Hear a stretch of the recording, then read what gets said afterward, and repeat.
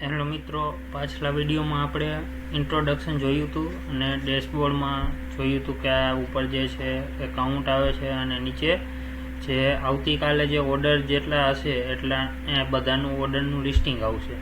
હવે નેક્સ્ટ છે કેટેગરી. તો કેટેગરી એટલે કે એની અંદર આપણે કેટેગરી ક્રિએટ કરીને જોઈએ. કેટેગરીનું નામ એક નાખી દઈએ, શૂટ. એની વોશિંગ પ્રાઇસ જે આપણે વોશ ધોવામાં દેતા હોય એની પ્રાઇસ એક્ઝામ્પલ તરીકે અત્યારે 100 રૂપિયા નાખ્યા. પછી એક બીજી કેટેગરી ક્રિએટ કરી લઈએ, એન્ટ્રી કરીને એમાં એની પ્રાઇસ નાખી દીધી 150. પછી એક ત્રીજી લઈએ ચોલી, એની વોશિંગ પ્રાઇસ 200 રૂપિયા રાખી. અને હજી એક લઈ લઈએ ચોથી બ્લેઝર, એની વોશિંગ પ્રાઇસ રાખી 200 રૂપિયા. આ નવી કેટેગરી આપણે ઇન્સર્ટ કરી, સ્ટોર કરી અને અહીંયાથી તમે એડિટ કરવી હોય તો એડિટ પણ કરી શકશો. એડિટ એટલે કે અપડેટ તમારે જે કરવું હોય, એનું નામ ચેન્જ કરવું હોય કે શૂટની જગ્યાએ શૂટ એવું નામ રાખવું હોય કેટેગરીનું તો એવું રાખી શકાય, પણ આપણે સાચું નામ જ રાખીએ અત્યારે શૂટ, બરાબર. અને અહીંયાથી તમે રેકોર્ડ ડિલીટ કરવો કે મારે બ્લેઝર હવે દુકાનમાંથી વેચી દેવા, હવે નથી જોતા, તો બ્લેઝર અહીંયા જે હતા એ ડિલીટ મારી દઈએ એટલે અહીંયાથી કેટેગરી નીકળી જાય.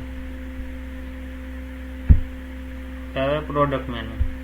તો પ્રોડક્ટની અંદર અત્યારે આપણે પહેલાં રેકોર્ડ ક્રિએટ કરી દઈ. એની અંદર પ્રોડક્ટનું નામ જો કંઈ રાખવું હોય તો રાખી શકાય, ના રાખવું હોય તો અહીંયા અત્યારે C1 એવો પ્રોડક્ટ નંબર દીધો આપણે. અને કેટેગરી આપણે સિલેક્ટ કરી લઈ. જે કેટેગરી ક્રિએટ કરી એનું લિસ્ટિંગ, એમાંથી કોઈ પણ એક કેટેગરી આપણે સિલેક્ટ કરી લઈ. માનો કે ચોલી સિલેક્ટ કરી, એની સાઇઝ L. જો કલર રાખવો હોય તો રાખવાનો, કલર રાખી દીધો રેડ. સેવ કરી એટલે ઇન્સર્ટ થઈ ગઈ કેટેગરી, સ્ટોર થઈ ગઈ ડેટાબેઝમાં. હવે પાછું બીજી કેટેગરી ઇન્સર્ટ કરી, C2 choli, size M, blue. અહીંયા તમારે ગુજરાતીમાં કલર કોઈ પણ વસ્તુ ગુજરાતીમાં નાખવી હોય તો તમે નાખી શકશો, જરૂરી નહીં કે અંગ્રેજીમાં જ નાખવું હોય. ચોલી પછી suit 1 number, size 30, save. Product number 2 suit, size 32. 2 suit નાખ્યા, 2 ચોલી નાખી, 2 શેરવાની નાખી દઈ, S1,